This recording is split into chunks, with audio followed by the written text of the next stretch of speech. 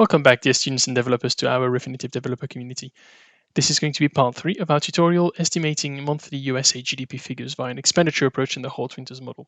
In previous tutorials, we've had a look at the theory used in this investigation, as well as the use case, the use for CodeBook, as well as Python. We went through a few of the fundamentals in Python, as well as how we can import our libraries, create our own functions, and use Datastream DSWS to collect our data and go on with our investigation. All right, so this is going to be part 3, and this far we were able to collect our consumption data. We're going to be picking up from where we left off, so without further ado, let's get to it.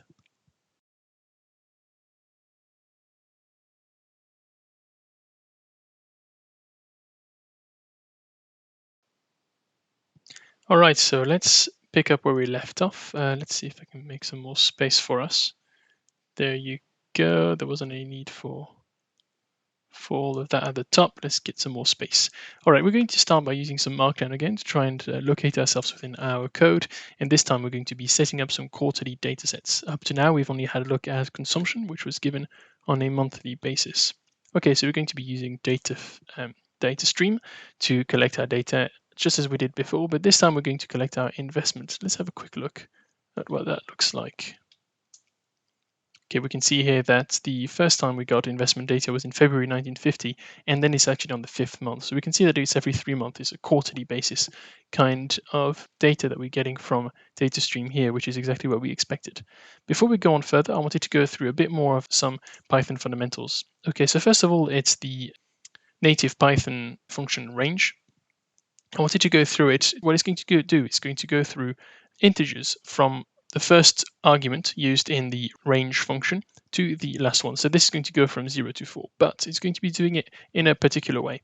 In order to see exactly how it's going to be doing it, I want to use a for loop and just print this element, whichever I it is that goes in the range between 1 and 4.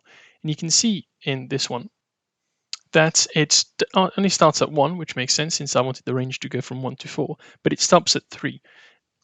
The range Python function is exclusive with regards to its upper limit. So we've gone from 1 to 2 to 3, but not to 4. That's something that we need to keep in mind in the future during our code. Next is the length Python function that I wanted to go through. It returns the length of any series or pandas data frame that you put in there. Now that's quite straightforward. We can see that this far for our investment data, we have 284 data points. All right.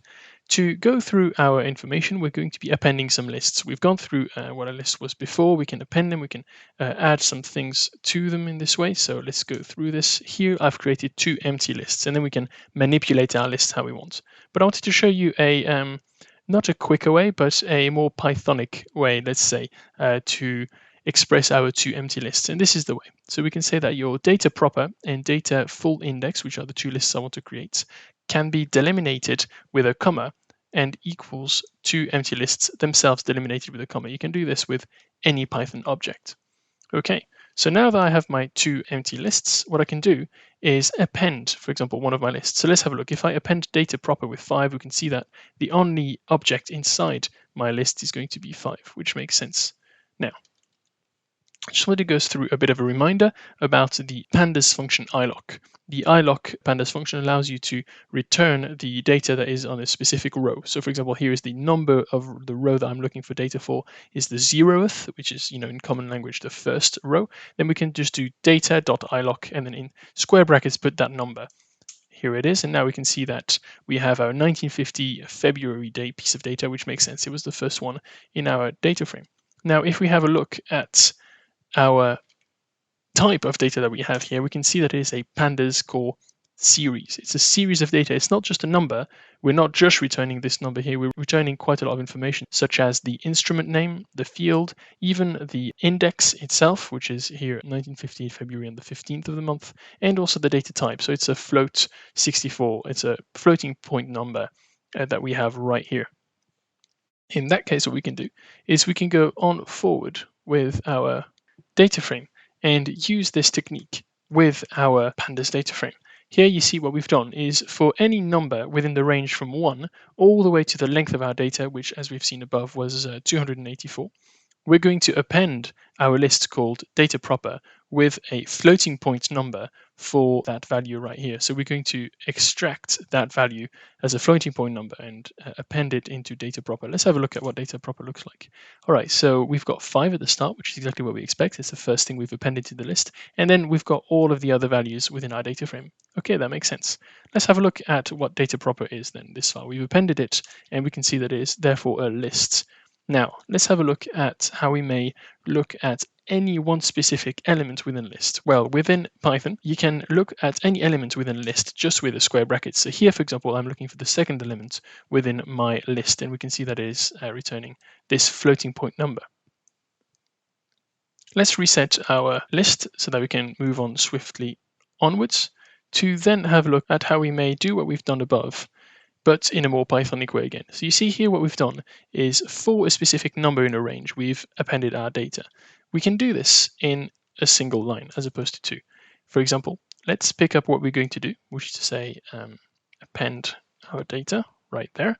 Here you see all I've done is I've reset our list just as in the list below.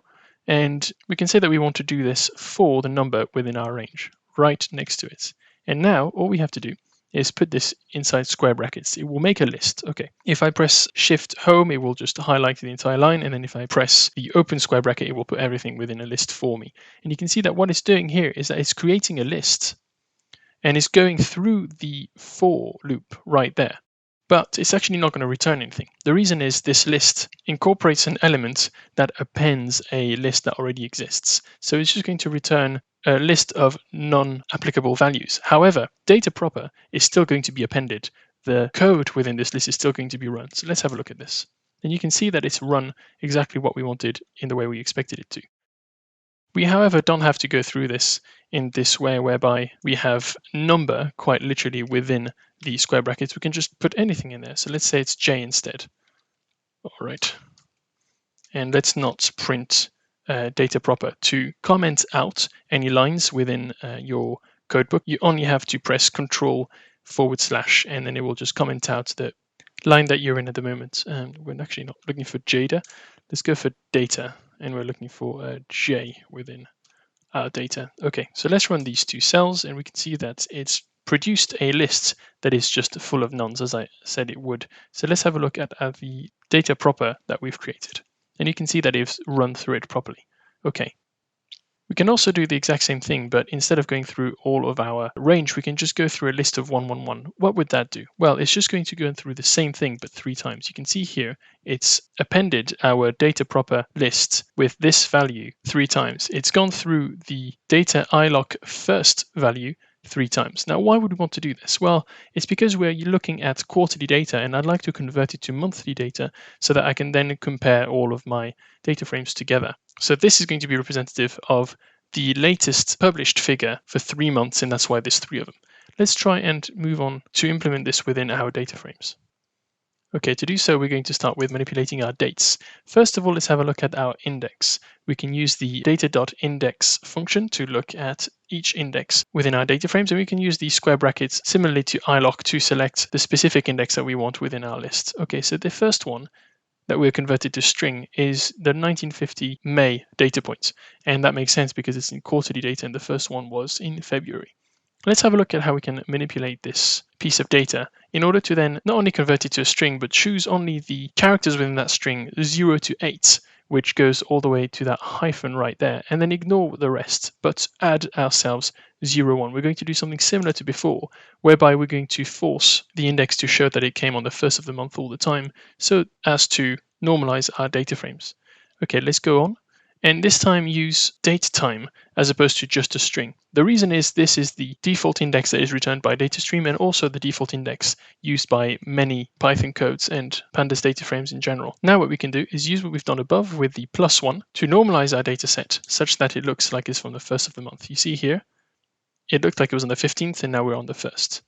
If you're wondering why it looks like it's the 5th of a month, even though we looked at the first value within our data set, remember that in Python, things are 0 indexed. So the 0th here would have been February, and the 1st is thus the 5th month. Now what we can do is we can go on forward from the month that we're looking at, which is the 5th right here, onwards with this datautil library and this function within which we can add a month to whatever date index we're looking at. And you can see that it's added a month. Before we were looking at the 5th of the year, and now we're looking at the 6th of the year.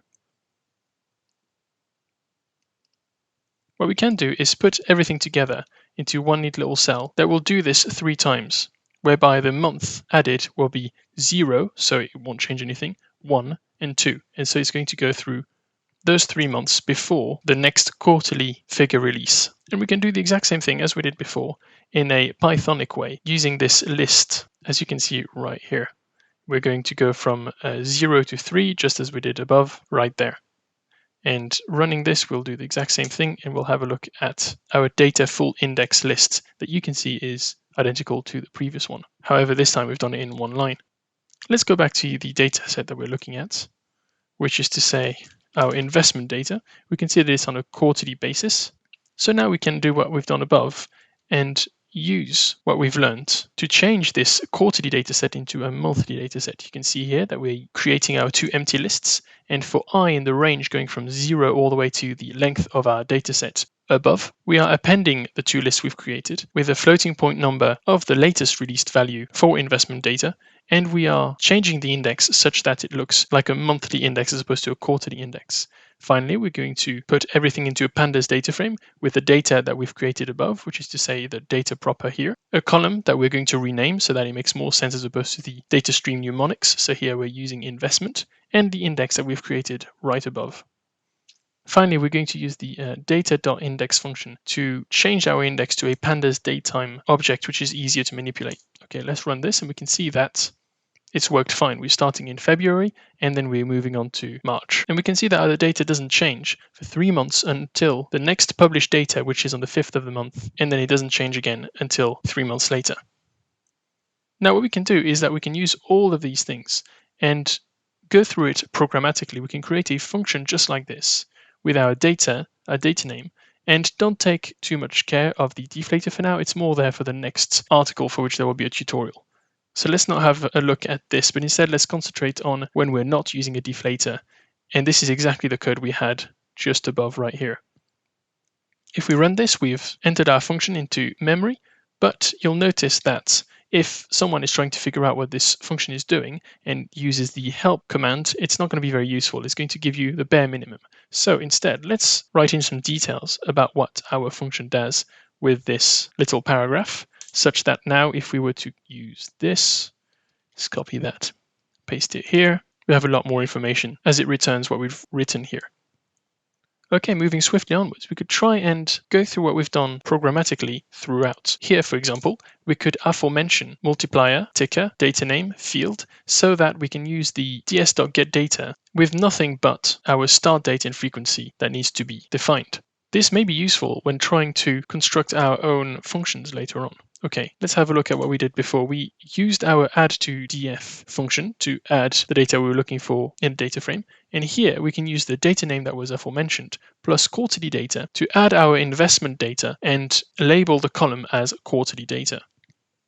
And now we can do the same with our quarterly to monthly function, but instead of using the quarterly data, we're going to be using monthly step data like this. If we were to run this, we can see that we have our monthly step data. What I mean by step data is that for every month there isn't a change until there is a release of a figure which looks like a step in the data within our pandas data frame. If we were to combine the 2 functions that we've created, the add2df and quarterly to monthly functions, then we can do this. Add2df with our quarterly to monthly function right there, and use the ds data object that we've created just above right here. If we were to run this, then we're going to add to our data frame our quarterly data on a monthly basis, but in this monthly step data way. You can see it says quarterly data here for the data name, but don't worry too much because it's overwritten with the function that we've created, add2df, right there. Indeed, we could do so in a much more programmatic way. This time, we've written our little paragraph to explain what we're doing, and we are asking for an argument ticker and data name, but we're also setting a default for the field X, start date in 1950, and a frequency that we want in month. Again, don't worry too much about the multiplier or the deflator at the moment. It will be more important for the next article.